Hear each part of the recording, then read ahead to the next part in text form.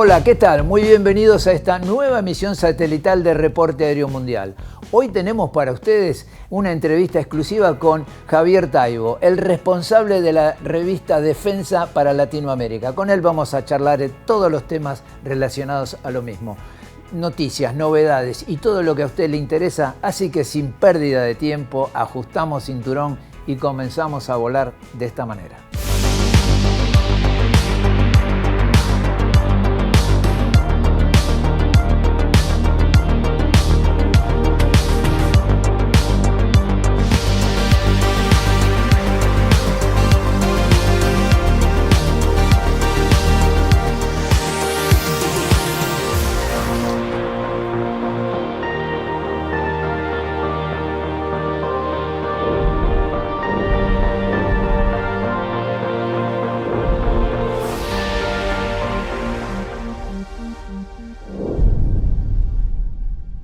Y ahora los invito para que nos acompañen con nuestro informe semanal de noticias.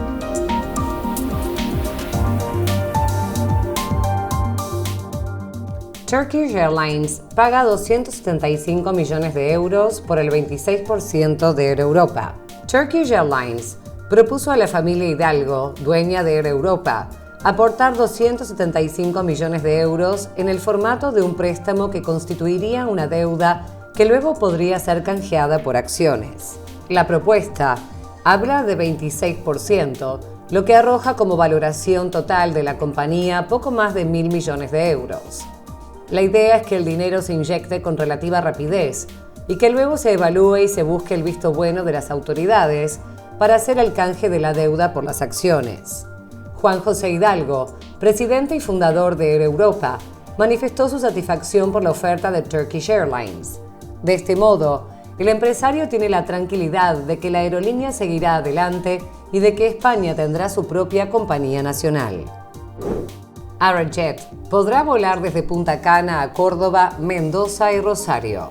La Subsecretaría de Transporte Aéreo del Ministerio de Economía autorizó a la empresa Arajet Sociedad Anónima a sumar 3 rutas internacionales para vuelos de pasajeros y carga, que conectarán el interior del país con Punta Cana sin pasar por Buenos Aires. Es importante destacar que estas nuevas rutas son posibles gracias al acuerdo bilateral firmado en diciembre de 2024 entre las autoridades de aviación civil de Argentina y República Dominicana, permitiendo una mayor conectividad regional y el fomento del federalismo. Esta medida amplía la oferta de vuelos al país caribeño que hasta ahora la aerolínea ofrecía mediante la ruta Punta Cana-Buenos Aires, con 10 frecuencias semanales desde el Aeropuerto Internacional de Ezeiza.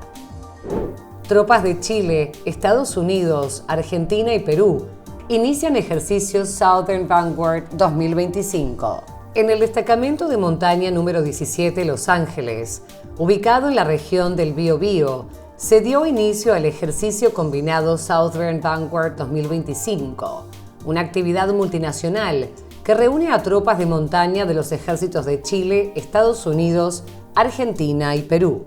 Este entrenamiento, que se extenderá entre el 11 y el 29 de agosto, busca consolidar la interoperabilidad y las capacidades operativas en condiciones invernales extremas, un desafío clave para las Fuerzas Armadas que operan en ambientes de alta montaña. Con más de 500 efectivos involucrados, el ejercicio se desarrolla en un entorno exigente donde el terreno montañoso y las condiciones climáticas de Antuco representan un escenario ideal para poner a prueba la resistencia física, la coordinación operacional y las técnicas de combate en montaña.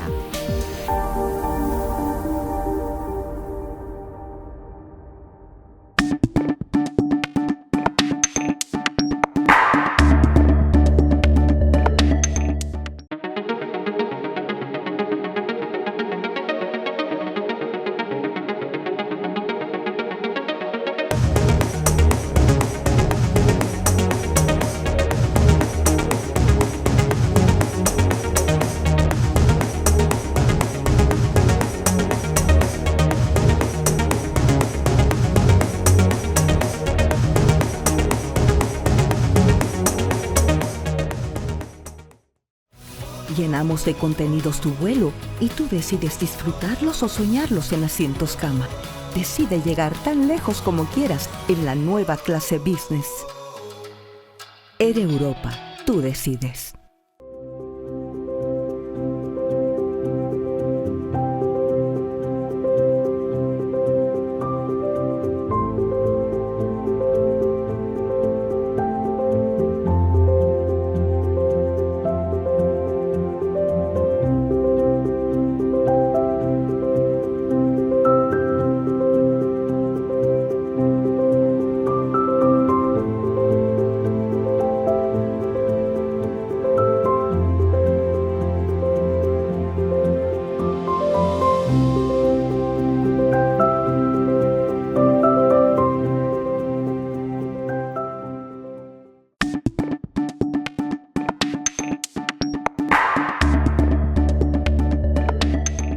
Bien, lo prometido es deuda. Tenemos en pantalla uno de los hombres más importantes y que es el liderazgo de una publicación muy importante aquí en la región. Me estoy refiriendo a Javier Taibo, alguien que además es amigo de la casa y con quien permanentemente estamos en consulta. Javier, muy buenos días y espero que ustedes con calor, nosotros con frío, podamos tener una agradable charla. Buen día.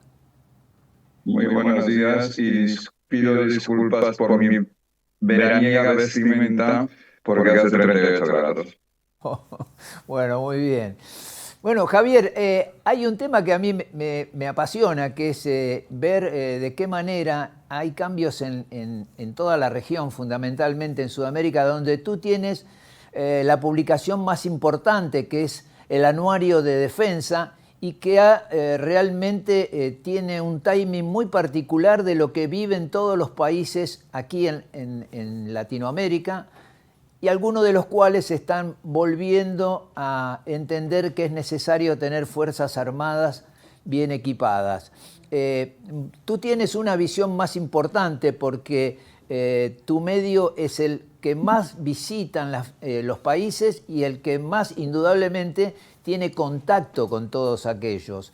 Y me gustaría que me des un panorama de cuál es tu visión con respecto a lo que está sucediendo en Europa, que es preocupante y que vemos que hay un incremento brutal en cuanto a todas las crisis que se están viviendo y que indudablemente deben tener alguna repercusión. Te escucho. Bien. Evidentemente la política de defensa en Europa y en Iberoamérica, en Latinoamérica, es muy diferente porque las hipótesis y las situaciones son muy distintas. Nosotros aquí estamos viviendo un conflicto que para España es muy lejano y que quizá nosotros tenemos frentes de conflicto, hipótesis de conflicto diferentes, como es el norte de África. A nosotros Rusia nos queda muy lejano. Y lo que se está viviendo no es en realidad un incremento del presupuesto de defensa debido a que pensemos que mañana va a haber guerra, porque lo que se ha demostrado en Ucrania con el apoyo de los países europeos y de Estados Unidos es que Rusia tampoco es un enemigo que pueda ser preocupante, porque Rusia no ha conseguido tener avances significativos en Ucrania, con lo cual ni mucho menos va a conseguir llegar a París. Pero sí que es cierto que con la presión de Donald Trump o de Estados Unidos, pues efectivamente Europa estaba relajada en lo que es su inversión en defensa y por imposición de Estados Unidos hay una concienciación de que Europa debe ser responsable de su propia defensa y de ahí que estemos todos los países incrementando notablemente los presupuestos. En Latinoamérica la situación es radicalmente diferente, pero sí que es cierto que ha habido un abandono político casi generalizado de lo que era la concienciación de que los estados se deben defender y salvo pocos países, y cuando digo pocos países prácticamente lo reduciríamos a Chile y a Brasil, pues en realidad había un pensamiento de que defensa era gasto y sobraba. Y en un momento dado, pues unido a cambios políticos en Latinoamérica se piensa que tiene que haber unas fuerzas armadas que defiendan los territorios nacionales, la soberanía nacional, aunque las hipótesis de conflicto sean débiles. Y está ocurriendo al revés. Argentina está invirtiendo en defensa porque no había invertido y tiene que mantener un cierto estatus de capacidad de defensa que no existía. En Perú ocurre exactamente lo mismo. después de tener posiblemente las Fuerzas Armadas más potentes de la región de los tiempos de Velasco Alvarado, esto había ido decreciendo hasta el punto de llegar a ser paupérrima, y ahora se está recuperando la inversión en defensa. En Colombia está ocurriendo lo mismo. Y curiosamente, los dos grandes países inversores que mantenían una inversión en defensa, que son Chile y Brasil, están en baja. Es cierto que tienen un nivel de equipamiento notable como para que esa reducción de las inversiones en defensa no sea preocupante. Pero sí que es cierto que en el conjunto de la región hay un interés mayor de tener unos niveles, unas capacidades de defensa del territorio nacional. Es bueno que suceda porque aquí, digamos, durante más de 20 años prácticamente se dejaron a las Fuerzas Armadas de lado, estoy hablando de la Argentina, y siempre se pensó que Estados Unidos de alguna manera era el árbitro que no iba a dejar que nadie interfiera sobre la territorialidad de otro país. No obstante eso, hoy han tomado conciencia que es necesaria tener una hipótesis de conflicto, como vos bien decías, para de alguna manera sostener los territorios que cada país tiene y que debe demostrar que tiene la capacidad para que nadie intervenga en los mismos. Me preocupa algo, y que es lo siguiente: ¿qué tan cerca está Europa o qué tan próximo podría suceder algo con efectos nucleares? A ver, porque Rusia también amenaza con algo que, como vos bien dijiste, hace 3 años dijo que los iba a arrollar en una semana a los ucranianos, y todavía están peleando a ver si ganan territorio o no. A veces se adelantan, a veces se atrasan, y la realidad es que me estoy dando cuenta de que ellos también tienen un problema y hablan de bajas, de más de 1 millón de bajas en Rusia. Es grave el tema. Bueno, yo creo que por un lado la propaganda ucraniana es demasiado densa, y la rusa, curiosamente, contra lo que podía esperarse, es contenida. Yo la verdad es que no apostaría mucho por lo que dicen los ucranianos en realidad. A los ucranianos, Zelensky lleva diciendo de sus avances que ganaban la guerra, y en realidad la están lentamente perdiendo, y lo hubieran perdido mucho más si no hubiera sido con el apoyo de Occidente. Con respecto a la primera cuestión, mi estimado Jorge, el riesgo nuclear, pues hombre, también es muy relativo. El armamento nuclear es disuasivo. Yo creo que nadie se ha planteado en serio utilizarlo y utilizarlo activamente, lo cual no quiere decir que pueda ocurrir. Pero esto, digamos, que yo creo que hay que también achacarlo al temperamento de Donald Trump, porque en realidad lo que ha ocurrido es que un expresidente y exvicepresidente ruso, que hoy no tiene ninguna función real, ha dicho que Rusia tiene armamento nuclear. A mí me sorprende que la reacción de Estados Unidos, porque el expresidente haya hecho un comentario particular de un señor que no está hoy en la escena real. A lo mejor alguien piensa lo mismo, pero no es un portavoz del gobierno ruso. Bien, yo creo que estamos sufriendo desde que llegó Donald Trump muchas idas y venidas, con cosas positivas, cosas negativas, los aranceles, la inversión en defensa. Yo espero que todo esto se calme, pero no tenemos en Europa la sensación de que haya un riesgo nuclear. Bueno, es bueno porque además, de una u otra manera, todos sabemos que se transformaría en algo incontrolable, y que obviamente cuando hablamos de incontrolable hablamos de que tanto Estados Unidos como Rusia y como algunos estados en Europa tienen capacidades nucleares, Francia e Inglaterra. Francia e Inglaterra están, fundamentalmente Inglaterra está apoyando muchísimo a Ucrania, ¿verdad? Es correcto, es absolutamente correcto. Bueno, en realidad lo está apoyando toda Europa, pero también hay países o gobiernos que empiezan a tener un cierto nivel de agotamiento sobre esta guerra interminable, que en realidad no le interesa a nadie. Quizá si la situación de Rusia hubiera sido más precaria en la guerra, sí que hubiera habido un riesgo de utilizar un arma nuclear táctica, no estratégica localmente, como para decir, ojo, que tengo armamento nuclear, pero cada vez está menos encima de la mesa. Pero bueno, es un riesgo que existe. Yo creo que espero que las conversaciones actuales que están entre Estados Unidos y Rusia lleguen a un relajamiento, porque esta guerra yo creo que debería de tener un fin temprano. Bueno, creemos que eso también estamos de acuerdo y nos parecería bárbaro que así sea.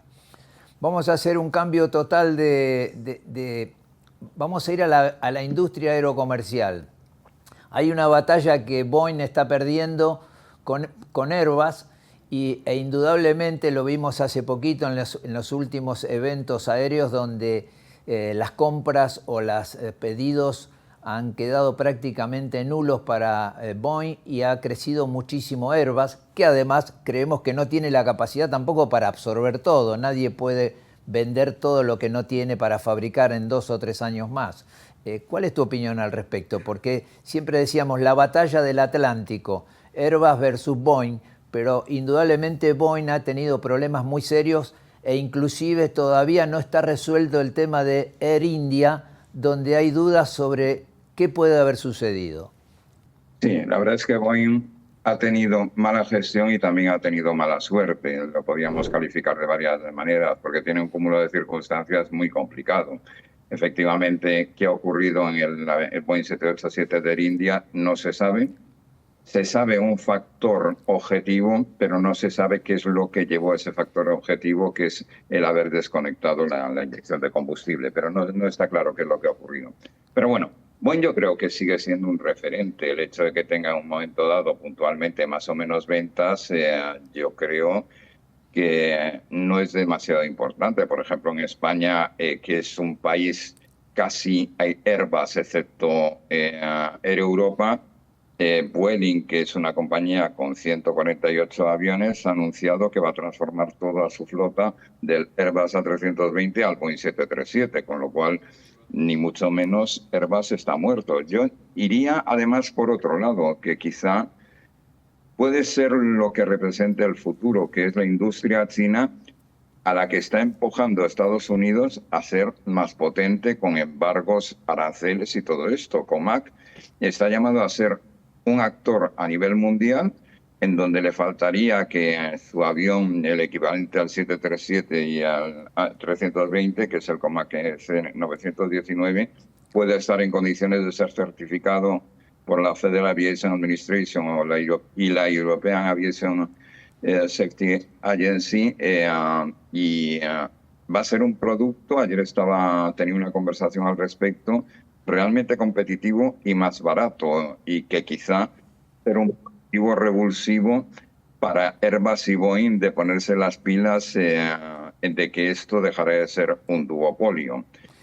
Lo que sí tenemos claro es que la aviación comercial sigue avanzando. Puede haber síntomas a lo mejor de que las tarifas pinchen, pero es que las tarifas han llegado en Europa a un nivel tarifario demasiado alto como para que también pueda haber un enfriamiento de las tarifas. Pero bueno, el transporte aéreo es algo que es necesario, que está ahí y que yo creo que hay mercado para todos y que la competencia va a beneficiar a los operadores, a las compañías aéreas y consecuentemente a los pasajeros. Bueno, de hecho, a mí me encantaría que COMAC tenga una posición de mercado interesante. Si tú me preguntas si yo operaría aviones de COMAC hoy, no, pero creo que es interesante que esté en el mercado. Bueno, indudablemente hay cifras que se desconocen, como el hecho de que China o Rusia, para su mercado interno, que no necesitan tener aprobado por la FAA o por las autoridades europeas, en el caso de China tiene una interna de más de 3.500 aviones. Estamos hablando de cifras que son realmente Sí, pero importantes. Eso lo hemos empujado nosotros, lo hemos empujado a que Rusia tenga que hacer con este campo porque le hemos embargado, y China también con la situación arancelaria también estamos provocando que sea autárquica, y efectivamente el mercado interno, más el chino que el ruso, es inmenso. ¿Qué tenemos? Tenemos un doble factor, que el mercado chino deja de ser un mercado para los fabricantes occidentales y potenciamos mucho a COMAC. Si le estamos potenciando nosotros con nuestra política, yo diría que un poco errática. También tampoco el transporte aéreo es el conjunto total global y de la economía mundial, pero es un factor muy, muy importante.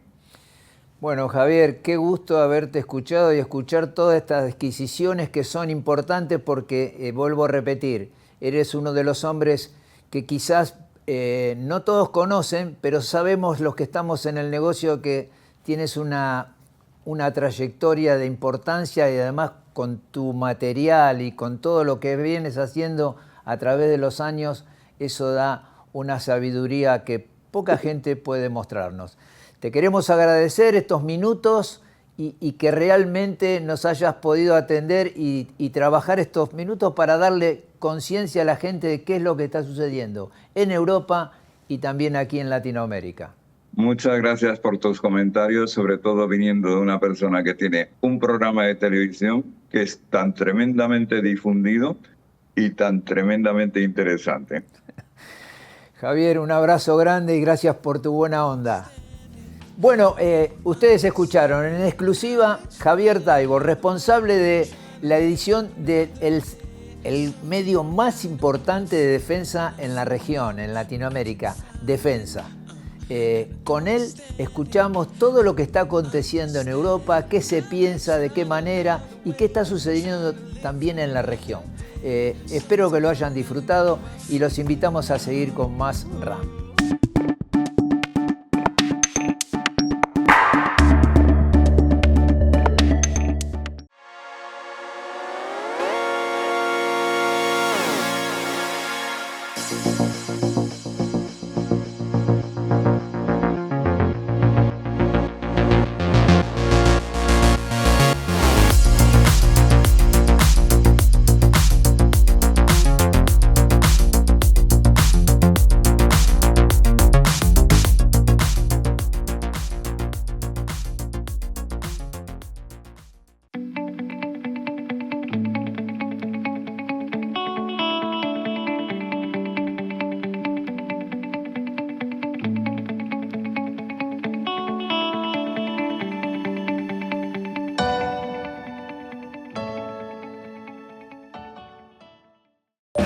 Cada viaje que emprendemos es único, porque en eso siempre se construye una nueva historia. Somos el lugar al que te encanta llegar porque sabes que te espera algo nuevo. Y también es al que querés volver cada vez que puedas. Es que hace mucho que estamos acá, y acá vamos a seguir estando para acompañarte. Aeropuertos Argentina, tu viaje empieza acá.